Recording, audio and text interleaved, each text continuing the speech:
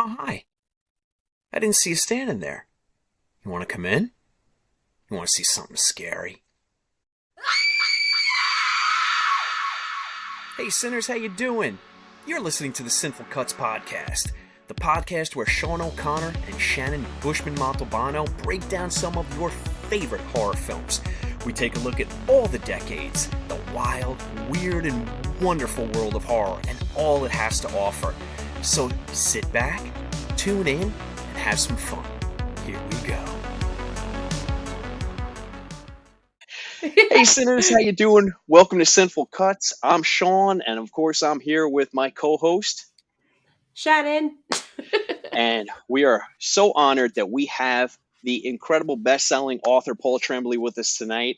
Paul, thank you so much for coming on. I'm just going to go through some of your accolades. You have so many accolades. It filled up the whole page. I'm surprised you don't have a scroll. Like, anyway. I want to scroll now. Yeah.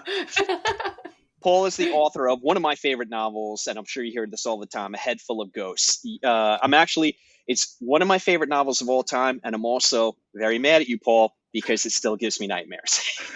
Oh, wow.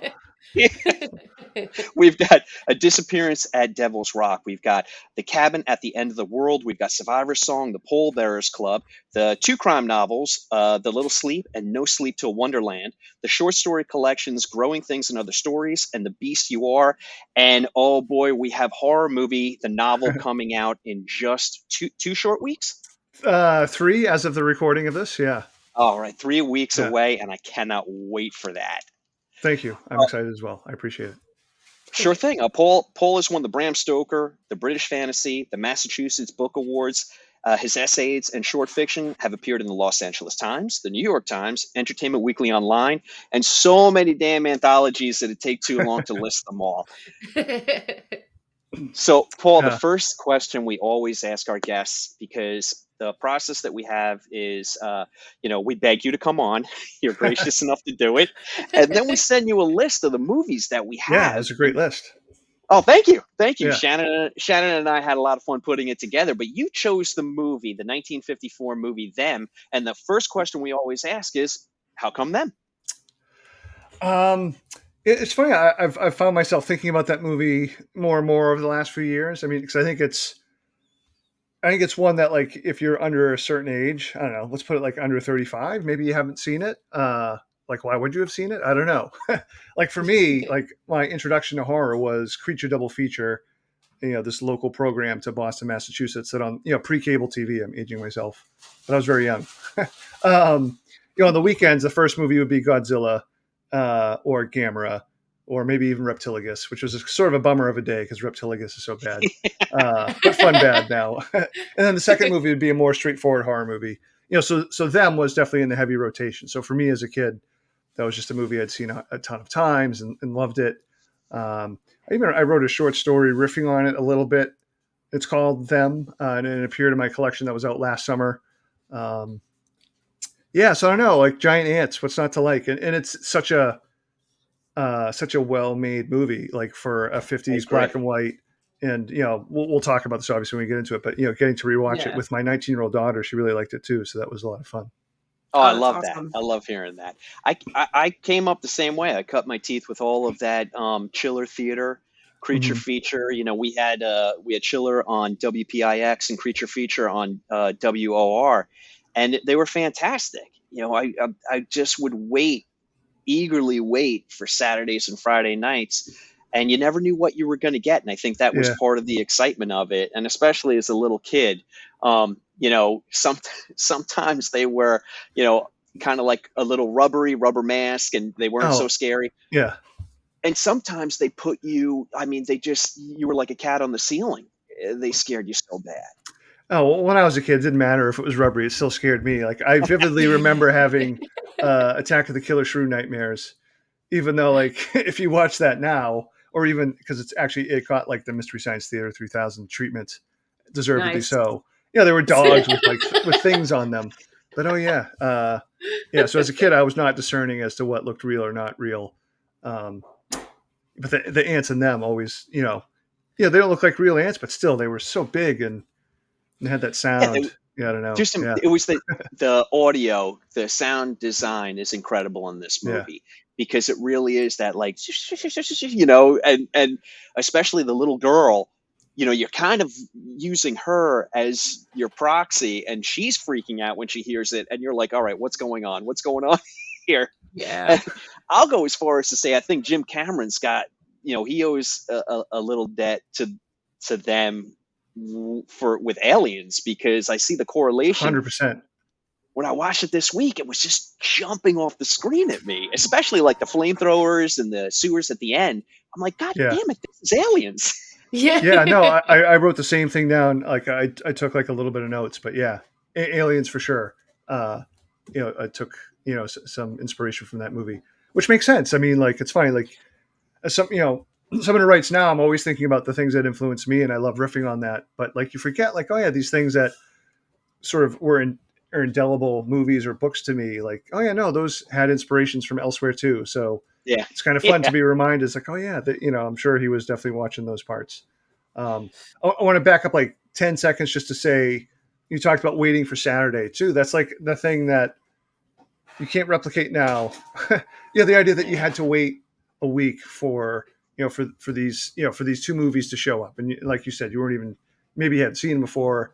You really couldn't look them up. You certainly couldn't look up the plot online or anything. You just like were going in cold to see, what's Attack of the Giant Mushroom People or the Giant Leeches, something with Attack and Giant in it. Anyway, yeah.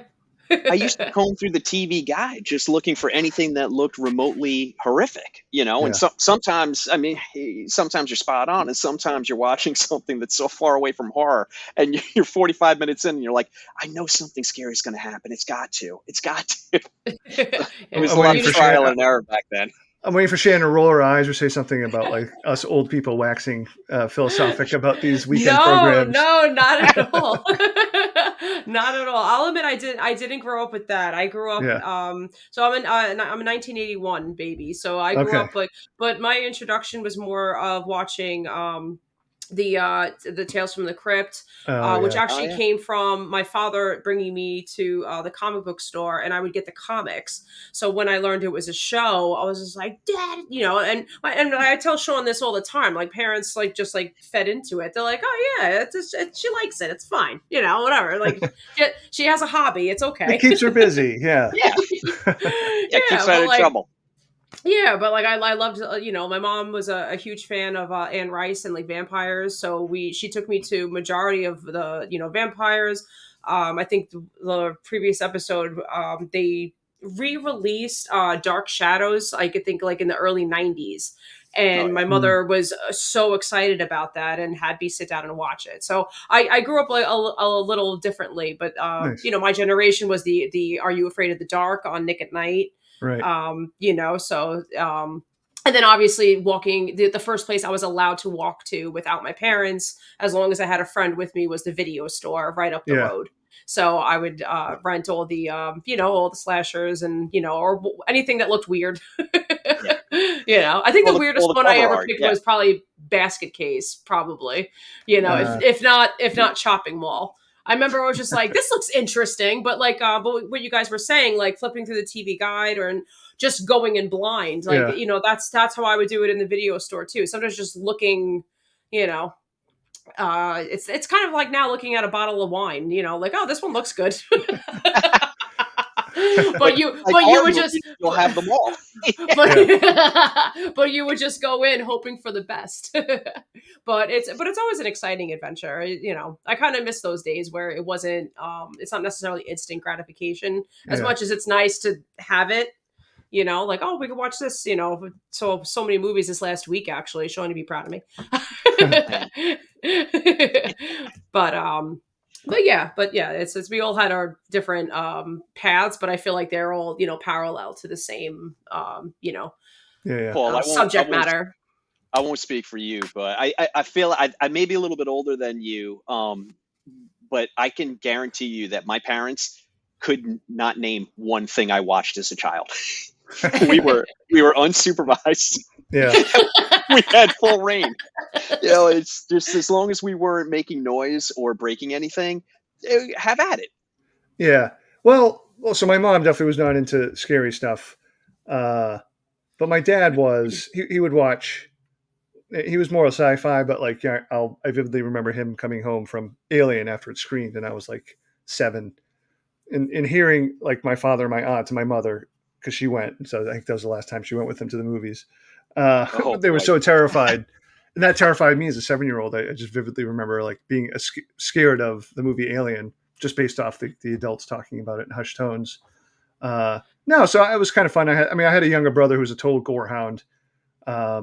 Nice. So he was born in 76, closer to Shannon's age. So, he was definitely like a kid of the VCR and cable. Cable for us is where we watched most of the stuff, but he was watching all the slasher stuff that I couldn't watch. Gotcha. At least not then. Yeah, it was too gory for me. Yeah.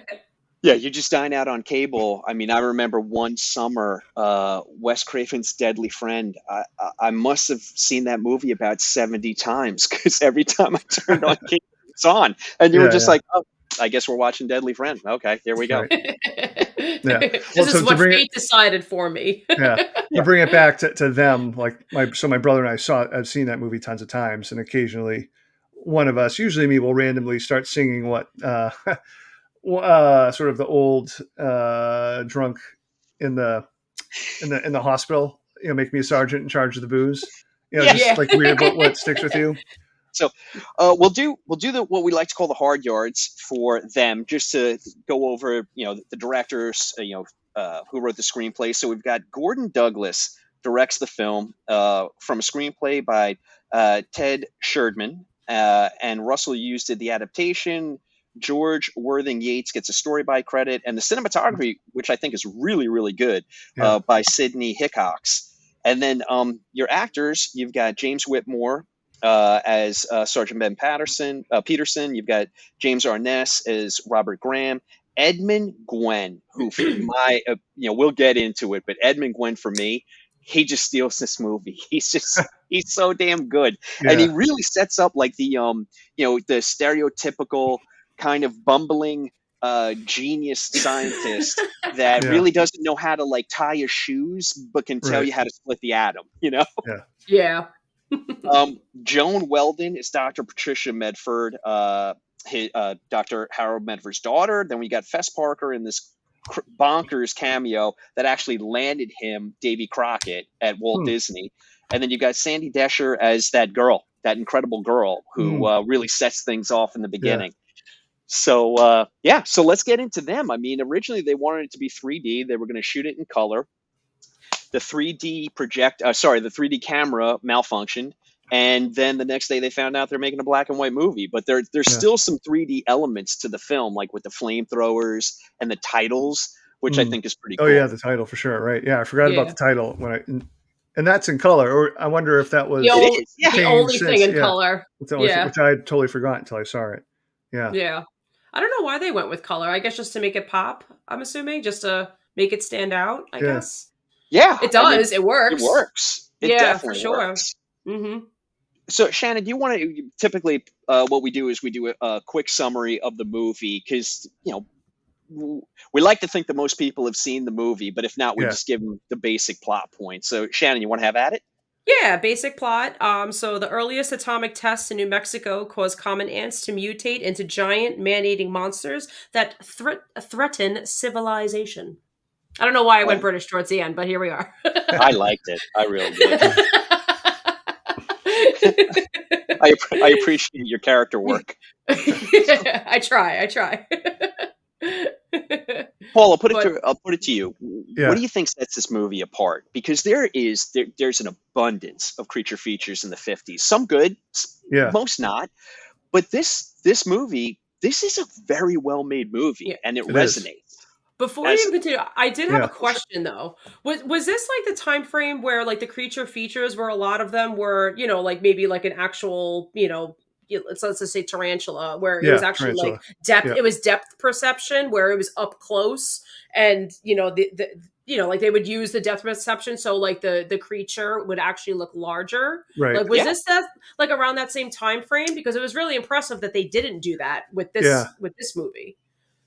Yeah, they built 3 ants. But you're spot on, Shannon. This was a lot of that camera trickery, especially with tarantula. And like the it was the mantis. There was a giant praying mantis one where, I mean, that was clear there were mantises crawling on cardboard. Yeah. Like cardboard buildings. I should have looked this up, but I think them came first. I mean, to me, that's what is so impressive about the movie. Like, this was like a big budget thing for 1954. At least it seems to me very big. You know, they have stars, you know, recognizable actors, you know, for the time, especially. And those ants, I mean, they look really cool and they work in the movie. I agree. And you mentioned the cinematography, like just even the shots in the beginning, like there was one that like it pans through, like you're seeing one of the officers and it pans through and you see through the car for a moment and he's sort of like trapped in glass. And it was like, oh geez, it was stuff like I never noticed as a kid. I just thought, oh, these were like goofy, like B movies. Like, no, this is like a legit movie. It starts off like there's no fat. It starts right in the middle of it. Like for, you know, I think a lot of times like you know, kids my daughter's age will complain that these things are slow, and this movie's not slow at all. I mean, it just kicks right in. Remotely. Yeah. It starts off like a pretty cool mystery, you know, because you got the girl like and she's just selling it by her face. Like Sean, you mentioned that earlier. And it's still, to me, that still holds up. When she sits up, it's actually very creepy, and she just has that look of fear on her face. And she does the Michael Myers typical, you know, bolting up. And in that moment, it's kind of like all you needed to know. Like, you know, I mean, obviously we're like, what could that possibly be? But it's something big. It's something scary. And clearly she's all alone and her family is gone.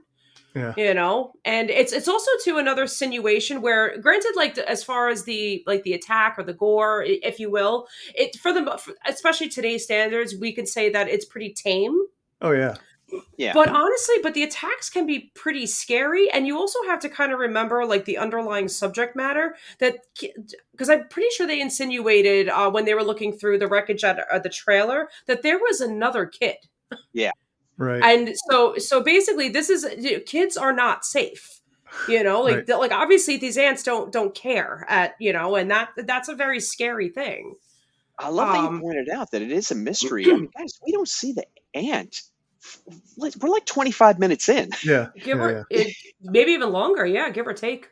Yeah. Yeah. It's the first shot on the, off the hill, right? When, that iconic, you always see it still. Dr. Patricia Medford sees it first. Yes. Yeah. And if it was made today, they'd be like, "Oh, we need a cold open."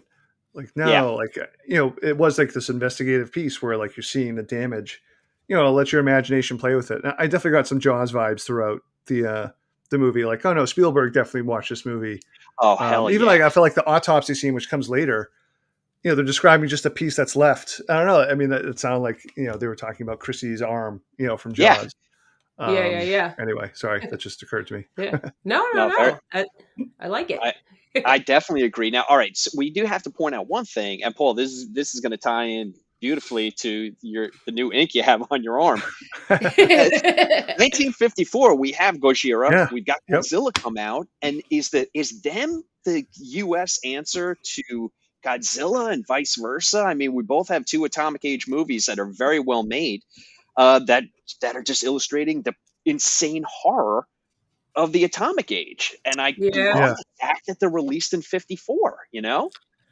Yeah. So, I mean, I'm curious. I mean, I wonder if there was any way either like Toho or whatever studio made it in the US knew of the other movie. I'm guessing there probably wasn't anyway. It was just, I mean, one of those things. Like I sort of joked, I had an email newsletter go out. I do email newsletters every couple of weeks. And I joked that like, oh, in another timeline, I would write like a long form essay or a short book about them and comparing it with Godzilla and how it treats the atomic horrors. But I just got a tattoo instead.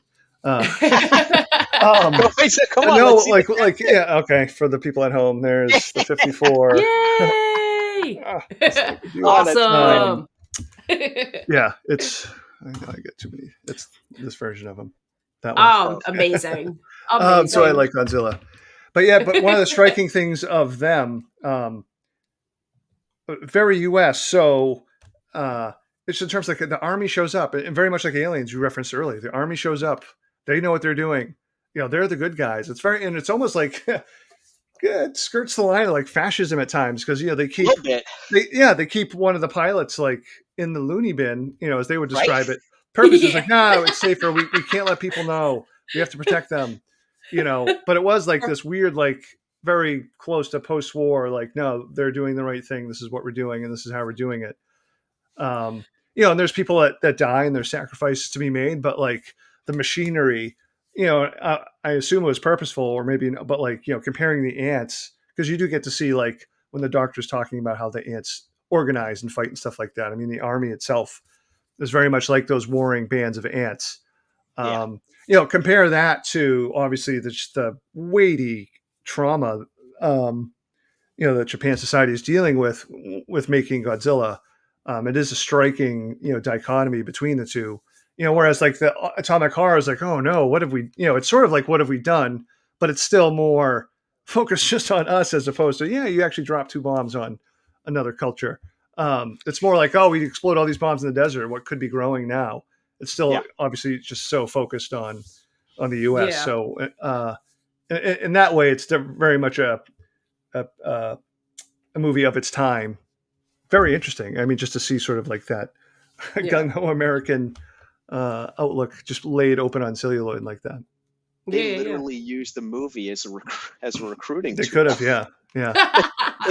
They did. Warner Brothers. Oh, did they? Yeah. Yeah, and it's I agree with you that it just on so many points because Shannon knows this. I'm always whinging about just get to it. I love a movie that is economical and just gets to it. No matter what it is, let's just get to it. And this movie does that. We have that great mystery in the beginning. It's solved fairly quickly, and then we just get that. Let's get the scientists in here to tell us what we need to do, and then let's just roll those tanks in, and just get the military involved. And then it really isn't until the very last seconds of the film where Dr. Medford is after every the monsters have been vanquished and everything's good, and then he just has, and this happened in so many creature features in the 50s and 60s and 70s. There's just that one little tag at the end where they're like, and what else could be out there, and they're pondering like, what have we unleashed, but it's usually they kind of wrap it up in the last 30 seconds where you have a movie like Godzilla and the whole damn movie is about, this is what you've unleashed. This is the horror, come to life. So I think it is interesting. Absolutely. Sorry. I'd be really interested. I should actually look for interviews with the director because I do feel like that the scientist, the older one especially, slips in a few things that's like, I don't know if it was like the studio wanted to be gung-ho, if they had planned on using it as a recruitment tool, but like, when he's talking about the ants about, and it just could be, this is the end of humans. I mean, he could be talking about the proliferation of atomic weapons too. And I think, I think that's certainly there in the movie. I absolutely think this is the underlying subject matter, actually. Like, if can I give you actually like a random fun fact? I'm going to take it out, take it out of the little left field for a second, but I'll circle back, I promise. So I actually kind of wanted to get into, so James Arness, right? Like it's, so I only bring him up because apparently he was really good friends with John Wayne, who saw this movie and really talked up James Arness. James Arness, they were both very tall, had presence, and he actually, I think, helped James get more roles in more Westerns and stuff like that. Obviously, if you know John Wayne, that's what John Wayne is known for. I really only bring that up just to kind of really focus on John Wayne for a second, because so 1954, this movie came out, right? So fast forward about 2 years later, and the movie, if you ever heard of a movie that John Wayne was in called The Conqueror. Yeah, it fucking killed him. Yeah. So, so he played for Cinners. For those of you who don't know, he was Genghis Khan. So the movie bombed. Like, I mean, it was really bad. It definitely was. If Genghis Khan, like John Wayne has a very specific type of voice, and he just kept it talking like Genghis Khan. But obviously, the real reason why I bring it up is because, again, just 2 years later, they make this movie, and they actually filmed it on the Nevada testing site. So about 100 and not actually, I'm sorry, not on it, obviously, but it was still 137 miles downwind from the nuclear testing site in Nevada. Yeah. So 90 people were affected by this, mainly John Wayne, as well as his co-star, and ended up getting, I think he ended up beating lung cancer. But he, and I know I only know that because he ended up filming True Grit with 1.5 lung. Still horseback riding. So he was still badass. Don't get me wrong. But anyway, but it eventually got him because of this movie. So I think the underlying subject matter of the nuclear testing, it was a very real concern. And it, obviously, we know more now today, but it was a very, very real threat. Yeah, I want to put this out there because I listened to an incredible podcast by the director, Adam McKay. I can't remember the name of his podcast, but if you just type in Adam McKay, it'll pop up. He does this whole episode about the Conqueror, and they list the amount of people that died as a result of filming at that location. Yeah, and I think it's 46. Oh yeah, it's horrific. 90 people were affected. It's 90. It's just horrific, but it's an incredibly good podcast. They really do it justice. So yeah, I'd like to hear that. I don't know if I'd call that a fun fact, but it's a fact. Well, because knowledge is power. but good the stuff, more though. You know. Good stuff. Is it fun now? You're making it fun for me, for sure. I want to ask you guys this, though. Is this, I can't remember a movie that kills off one of its protagonists in the 50s in like a creature feature like this. I'm sure there's got to be examples, but when I saw this the first time and James Whitmore dies, as a kid, I was devastated because I'm like, wait, that doesn't happen. No, he's supposed to be the hero and then save the world. And not that he didn't, I think he bought them time, right? Though, like he still went out, like he saved the two kids. He saved the two kids. Yeah. Okay, so it wasn't like he didn't go out heroically, but it was still like, oh shit. Yeah, he definitely went out. Yeah, Emma was upset when that happened, and apparently that's something he does. Because I had no idea until after I rewatched it that James Whitmore is Brooksy in Shawshank Redemption. Yes. I was like, oh man, I had no idea. Right. And I told my daughter, she's like, he died in that too. I'm like, I know. I guess that's what he does. Poor Brooks. Yeah. I was, of course, now I love it because I'm like, for a 1954 movie to sacrifice one of its main protagonists, that's ballsy. It's definitely a ballsy move. And he, a couple of, now this I'm going to say is a fun fact. No one dies here. So James Whitmore. It's not a podcast until I get at least one shut up, Sean Paul. Yeah. So James Whitmore is probably my height, maybe about 5'7", 5'8". James Arness is Paul's height, well into 6 feet. So James Whitmore was stuffing lifts into his shoes to boost himself up because he's like, son of a bitch, I'm going to be on camera next to this, tall drink of water. Next to the thing from another world. Yeah, exactly. Monsters carrot. So he also he was doing what do they there's a specific name for it where if you watch James Whitmore when he's on screen but he doesn't have dialogue, he's constantly doing things with his hands and gesturing. He was doing everything to make the focus on him and to take it off of James Arnett, which I just think is great. Yeah, that's hilarious. He was very theatric in this movie. I mean, he's my favorite. Besides, the Doctor is fun, but I think I'm definitely drawn to the Whitmore character. I mean, because there's just something about his presence that you trust him. Whereas, I mean, oh my God, I'm totally spacing on the tall guy. James Arnett. Sorry, James Arnett. Jesus Christ. Yeah, The Thing. You distracted me with The Thing because, he's The Thing. He's kind of like schmarmy, like winky guys and dolls. hitting on the girl, making eyes with the doctor, etc. Whereas Whitmore is like, no nonsense. He's like, I'm going to do what it takes. He grabs the girl who doesn't speak instantly at the beginning, and I don't know, like his performance, I think, is a nice sort of grounded one, as opposed to like the big sort of tough guy American actor. I mean, because this movie really is sort of like, I mean, it's sort of like, one of the first horror movies where like sort of this sort of, template is sort of set forward and goes forth.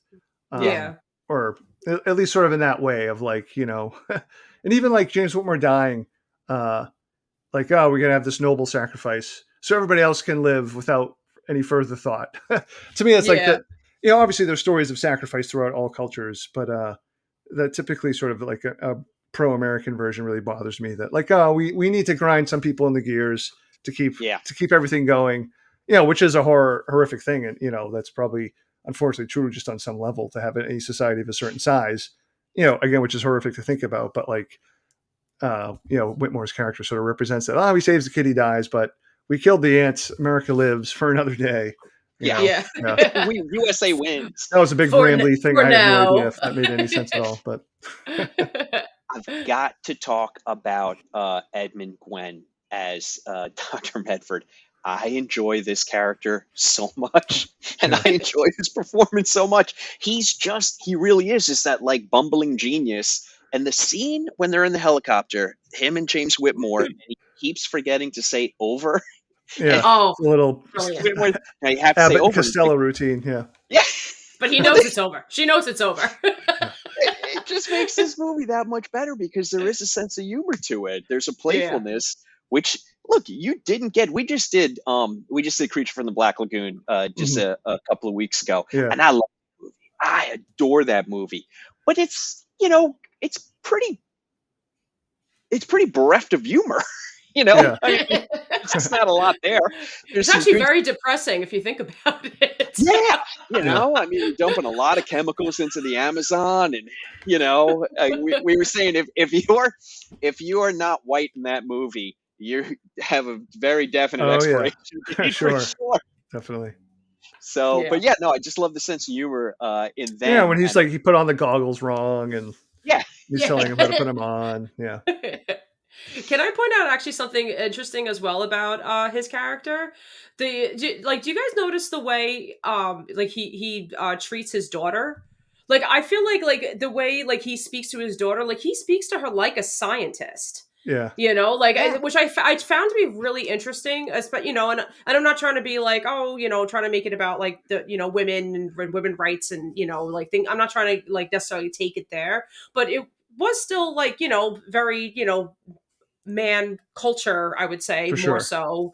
So it was interesting that, that he, I don't know, like he doesn't treat her like an assistant or like, oh, my daughter that I get to tell her what to do. Like, I feel like they probably have like a father-daughter, relationship, like when they're not working, but when they were working, which obviously for this movie, they were trying to save the world. So, they were very distracted, but like, I just found it interesting. Like he treated her like a partner.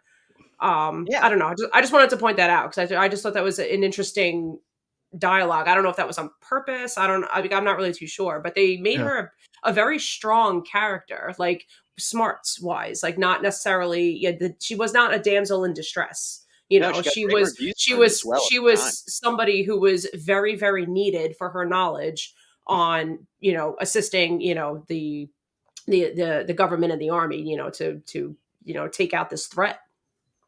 And I don't know. I just thought it was interesting. No, absolutely. And he's the one who actually says, he's like, I can't go down there. She's got to go. Like, because everyone's like, hey, you're a dame. What are you doing? And he's like, no, she's got to go. She's the scientific mind. She got to go down there. Yeah, so, Operation Human Shield. There you go. I'm kidding. But he treated. I think he just treated her like an equal. It seemed that way. I just feel like this is the blueprint for about 70% of the Jeff Goldblum roles that we would get in the decades to follow. Good call. Yeah. And I'm here for it. I love it. So All right. Now I gotta go back. Now I have to go back and watch this movie again. Okay, you can't use Ian Malcolm because that's when he's the sexy scientist. But I'm telling you, there's a lot of Jeff Goldblum. Check out Independence Day, and you'll know what I'm talking about. So, all right, guys, we're just going to. I just want to bring up a couple of things about the movie. Okay, it used the Wilhelm scream that was employed 3 times. The Wilhelm scream had come out 3 years prior. Okay, so we discussed, the 1954 was them and Godzilla, which I absolutely love. James Cameron cribbed tons. I agree with you, Paul, that Spielberg dined out on this. This sets up the science has created the problem, but science also resolves the problem. Right. Movies, which we still get to today. I mean, it's just it's a tried and true formula, and I kind of love those movies. Like, look at what we've done, but instead of rolling in the tanks, we use science to unravel it. I'm just going to go through a couple of the creature features from the 50s. There's so many, guys. There's so many, but I'm only going to point out the ones where we had the atomic age is directly responsible. So, of course, you have Godzilla. You've got them. You've got Tarantula. You've got It Came From Beneath the Sea, which is Ray Harryhausen, which I'm just like, that's an atomic octopus. The Beast from 2,000 Fathoms, atomically revived dinosaur. You've got the Attack of the 50-Foot Woman. You've got the Amazing Colossal Man, and then the War of the Colossal Beast. Beginning of the end of the end is Giant Locust, which you referenced, Paul. You've got World Without End, which is giant mutated spiders. Attack of the Crab Monsters. I mean, studios were just tripping over themselves to irradiate an animal or a person and jack them up. And kind of love to go back to it. Well, are we still getting Attack of the 50-Foot Woman, the remake? Look, I haven't heard much about it. I don't even know if I want to say this out loud, but Tim Burton is tangentially attached to it right now. But who knows? And then you've got Michael Giacchino, who did the Werewolf by Night hour-long special like a year or two ago. He's attached to the remake of them, which I think is why not? Why not? They're remaking them. Interesting. Okay. Yeah.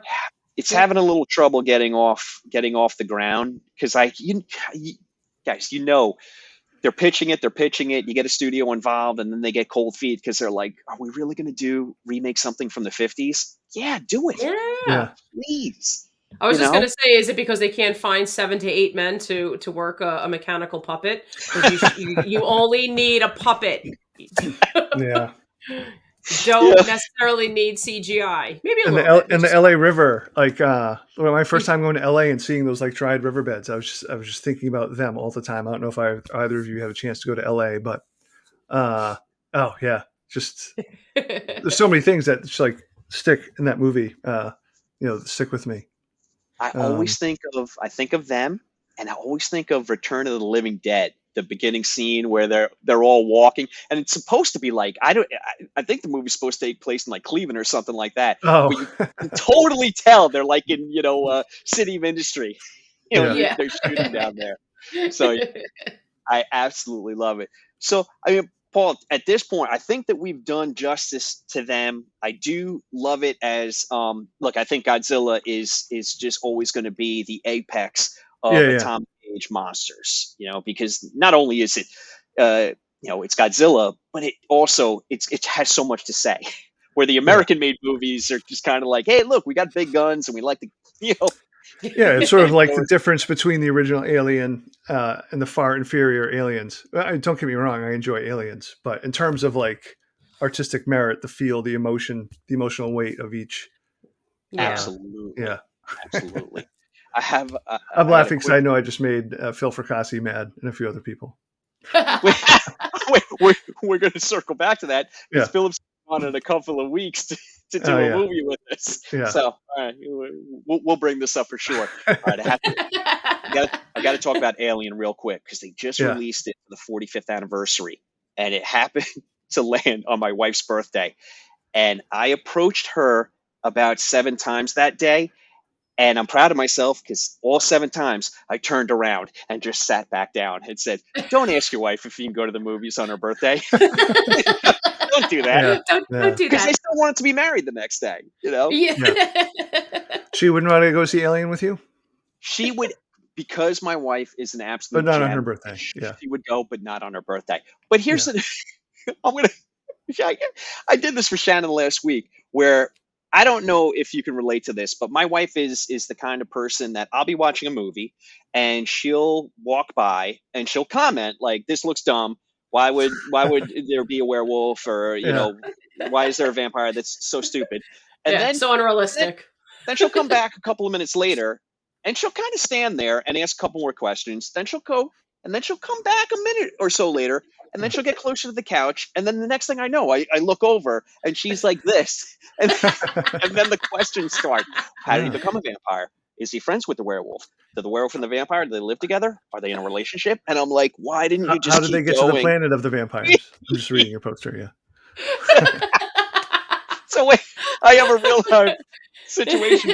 Yesterday, I'm making a sandwich and I put on Jurassic Park. So from my kitchen, you can see the den. I have the TV on. There's no one in the den. And she's in the bedroom and she goes, "Are you putting on something stupid like Godzilla or Jurassic Park?" And I'm like, as a matter of fact, it is Jurassic Park. I eat my sandwich in the kitchen and I go into the den and she's laying down on the couch. And she watches not only all of Jurassic Park, but then it goes immediately into the Lost World. My wife watched 5 hours of dinosaurs yesterday. Wow. And if you were to ask Jen, "Do you like Jurassic Park?" she'd say, "Not really." But yet she'll watch 5 hours of dinosaurs. And this is why I love my wife. Complicated person. Yeah. I'm the uncomplicated one in the relationship. If it's a dinosaur, I will watch it. Yeah, pretty much. All right, Paul, we're going to roll into our 3 silly questions. Okay. Can I point out one thing? I took note. I just wanted to point out 2 things. One is really fun. Did you notice the Mr. Spock cameo? It's not really a cameo, but did you notice Leonard Nimoy as like an office clerk? Like he has like one line in the movie, and I was like, that looks like Leonard Nimoy, and I had to look it up afterwards, and it was. Holy shnikes! I didn't notice. Yeah, he's so young. He's so young. Aw, little Spock. But you can tell I was excited by that discovery. And I also want to mention my other favorite Ant movie, which would make a good double bill, is oh my gosh, why is my brain not working? Phase 4. Phase 4. So I mean that's so much trippier. It's like a cosmic horror LSD ant movie. So the ants are small, but they've been made like super intelligent by like a passing trippy comment. movie. Which is probably scarier. Actually, it's definitely weirder, but again, it's another movie like striking visuals. Definitely, Ridley Scott watched this movie. I don't know. Like I'd say the first Alien, I think, is more Phase 4, but I think there's a little bit of them too because when they're down in the egg chamber and stuff like that. But anyway, Phase 4. Okay, I think it actually. I think that sort of the gender politics hold up less well for Phase 4 than they do in them in a weird way. Ironic, there's like sort of like a weird icky thing. I mean, there's no actually like assault or anything like that, but there's a weird relationship between a too young of a girl, like 14 or 15, and an older scientist. Okay, gotcha. But aside from that, which I don't mean to laugh at that, but it's a crazy movie. Saul Bass is his only movie. He was like a visual artist. It came out exactly 20 years later. Yeah, it's in 1974. Paul, you bring up a great point. There's a 20-year gap between the atomic age horror of all those creature features in the 50s, and then the 70s just had a bunch of echo horror movies. I mean, Phase 4, Prophecy, Squirm, Frogs, maybe. Frogs, yeah. I mean, there's definitely. It's just we were dumped. Oh my God, how about Food of the Gods? You got the giant rats and the giant chicken and all that. So I mean, we jumped ahead 20 years to the echo horror, and now I feel like maybe we're just at the beginning of the AI horror. Like we had Megan, but I think there's going to be more. I mean, it's like fertile ground. Yeah. Now also climate horror as well. Oh God, yeah. Yeah. So yeah, yay! Horrible real life fictionalized. Oh my God. All right, Shannon, do you want to do the first question, or would you like me to do the first question? I always do the second one. Yeah. Okay. All right. You're right. Okay. So, Paul, I'm nervous. What is your scariest experience? Doesn't necessarily have to be a movie. It could be I was canoeing and I looked down and there was a 25-foot great white shark. Oh man, that would be scary. That would be fucking terrifying. That would be terrifying. This is horrible. I don't know if I have like something that visceral. I mean, because I'm such a scaredy cat. Like I still, if I'm in the house alone and it's it's night, like lights go on, I'm not above sleeping with the desk lamp on in my bedroom or running up the basement stairs. No. So like I'm just like scared all the time. For real life fear, I was on a plane for like the first time in like over a decade. Was not a good flyer, and this was 2009, March 2009, and flying all the way to Los Angeles for like my first big festival. And I'm seeing other people watching CNN on their plane, and it's talking about an outbreak of swine flu, like in Mexico. And there's some people in Los Angeles too. Like it ended up thankfully being not a serious pandemic, but at the time that was like a real life. Oh my God! Like I'm flying to Los Angeles and I'm going into swine flu. Yeah. Swine flu central. Yeah. So nothing is. I would say as fun as a shark. No, I don't want to see a shark. So knock on wood. No. Yeah. All right, Shannon. Second question. What do we got? Okay. So what is a trash movie that you love? And you'll defend it to the death. So it's basically considered a bad movie, but you still love it. And you're like, I don't care. I will go to my grave defending this movie. Okay. So there's Trancers. Oh boy. Okay. I don't know if that's a trash movie. I think that's actually pretty good. I haven't seen it in ages, but I remember I must have watched that dozens of times because it was always, it was always on HBO. Trancers was it Tim Thomerson? Was that the guy? Yeah. Yeah. They had a ton of sequels that were terrible. I'm sure the original's not that great either, but I love Trancers. Plan 9 from Outer Space. I mean, that's clearly like an awful movie, but it's also one of the funniest movies. Yeah. Unintentionally funny movies ever made. Yes. Those are the only two that sort of come to mind because everything else I love is obviously a masterpiece. Yeah. The most fun we ever had. We had Andy Davidson was our first guest, and he brought up Howard the Duck, and we gave him so much grief. And every now and then, every couple of weeks, we'll just message him on Instagram and still give him grief on Howard the Duck. And he's like, I didn't even know if I was serious. I think I was kidding around. You guys are jerks. Yeah, I watched that movie a lot too. But my excuse was I was a teenager and was it Leah Thompson? Like they had her doing some really weird stuff in that movie, but the teenager me was like, oh, Leah Thompson. Yeah. So other than pure interest, no. Ice Pirates, that's a terrible movie too. Oh, I like that. I can't say I would defend Ice Pirates. Yeah. I like that one. Mary Crosby. Oh, I had such a crush on her. Oh, geez. Okay. The third question is, okay. If you could remake any movie, and the answer could be, I wouldn't do that because all movies are fine the way they are. But if you could remake anything, what would it be? Man, them would be a good, right? Would be a good candidate. Yeah. I would want to choose something like very old that hasn't been like redone before, and not something that I think already exists as like. It would be fun to do them and have it like. Why would it need to be made right now in like 2024? Like, have them be cool. Sort of that. It's funny. I still stand by my original answer. I know I said it with Andy Davidson because but I even back then when we first did it, Sean, like I said, The Portrait of Dorian Gray. Because I think I still think enough time has passed that I'm like I think it like it'd be a good creepy, like we can do it like really creepy now. Like I don't know, I think it'd be a good like comeback. That's a good one. Yeah. Quatermass in the Pit. Also, I think people should just watch that, which in the U.S. is 5 million Years to Earth. I mean, it's already been sort of remade by Prometheus, but terribly. like the concept of it, but I think that would be love that though. That would be a fun one. Like if Edgar Wright were to do Quatermass, I'd dine out on that all day. Yeah, that would be fun. All right, Edgar Paul, Wright doing Life Force. I'm here for it. Yeah. Somebody was talking about that movie the other day, and I was like, "It was John Lang, and he's obsessed with it. It's John. He just won't stop talking about Life Force to me. I just have to make fun of John somewhere." Yeah. When we had John on, he brought it up because we were talking about vampire movies. I told you, he just loves Life Force. Yeah. I don't know why. He's so naked. He's just so naked. Yeah. I have my daughters. I've got an 18-year-old and a 16-year-old, and my wife is very cool, but I still don't live. I have such trauma from having a movie on the TV at the part where you are praying nobody walks in, and they always walk in. Yeah. So I got to stay away from Life Force. I'm just getting anxiety thinking about it.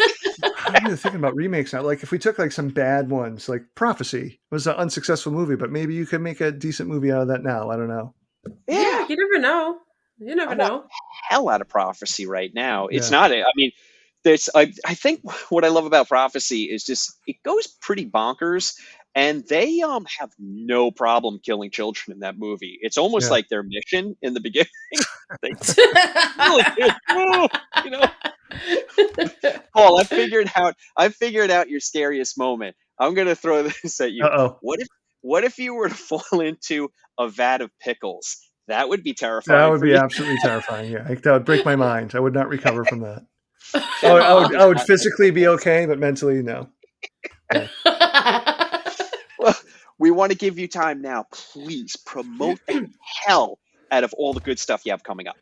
Well, I mean, it's all about, I'm holding up for the viewers, horror movie, a novel, which is coming out, like we mentioned, in 3 weeks. It's a riff on it's a riff on a cursed movie kind of thing. So like, for your movie listening audience, this might be the book for you, because it centers around this film that was made in the early 90s, 1993, by a bunch of 20-somethings.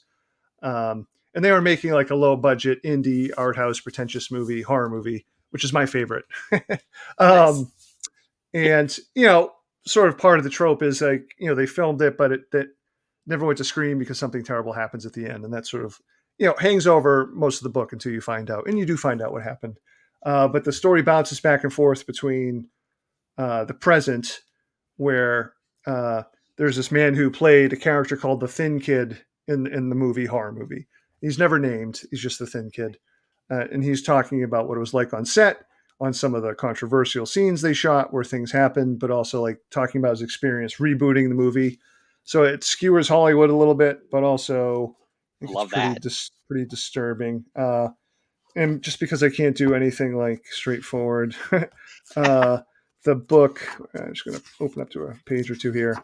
The book the story is intercut with the actual entire screenplay of the original movie. So that's awesome. Yeah, you get a lot of like different looks at like, here's his memory of what happened. Here's what's in the screenplay. Here's what's in some of the, like only like 3 scenes got like uploaded to YouTube, at a later date kind of thing. Yeah. So cool. I'm very bad at the 1 second pitch. So that's horror movie. I know. That's awesome. Well, can I pitch for you? I follow Sadie Hartman on Instagram, and she was promoting the hell out of horror movie. Just like, if you're not reading this book, give your eyes back. You don't deserve them. I didn't see that. My words, not Sadie. Sadie's such a nice person. I was just gonna say, I don't remember her saying that, but that's pretty badass. But I mean, she's just like, if you don't get this book, what the hell are you doing with your life? Cool. I cannot wait for this, Paul. I can't wait for it. Yeah, and I'm doing like a 3-week tour. Before the show, we were talking about I'll be in Beacon, New York. That's like sort of like the last stop. But I will be actually, Sadie and I will be making an appearance in Seattle, where she lives, which will be fun. Awesome. But I'm also hitting a bunch of cities I've never been to: Seattle, Chicago, St. Louis, San Francisco, Portland, Denver. I think that's it. That's enough. Busy man. Yeah. So it'll be a busy June for sure. Nice. All right, look, I can't let you go. I just have 2 questions to ask you. The first is, what is could you give us an update on the adaptation of A Head Full of Ghosts, the movie? Yeah, so I don't know if you saw, there was like an announcement like a few months ago about announcing the director. So we're still sort of at that point. The option got renewed, which is good. So I feel like Perfect. things are moving forward. Right. Yeah, last I heard is they're just putting like the final touches on the screenplay and then maybe going out to casting. So we'll see. As I'm sure you know, anything and everything can fall apart until like the day it starts filming. So there's still Fingers ways to crossed, go, but it does feel like momentum is moving forward. So we'll see. Oh, this novel is just screaming out for a great adaptation. I mean, it could. Look, I don't put the whammy on anything, but it's just so perfect. I can't wait to see it on screen. Yeah. And well, thanks. The last question I have for you, because I'm so curious, is I know that you teach full time.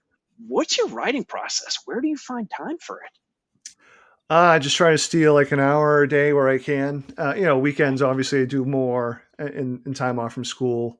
I did get to take a year sabbatical, not this year, but last year, which was nice, where I wrote most of horror movie.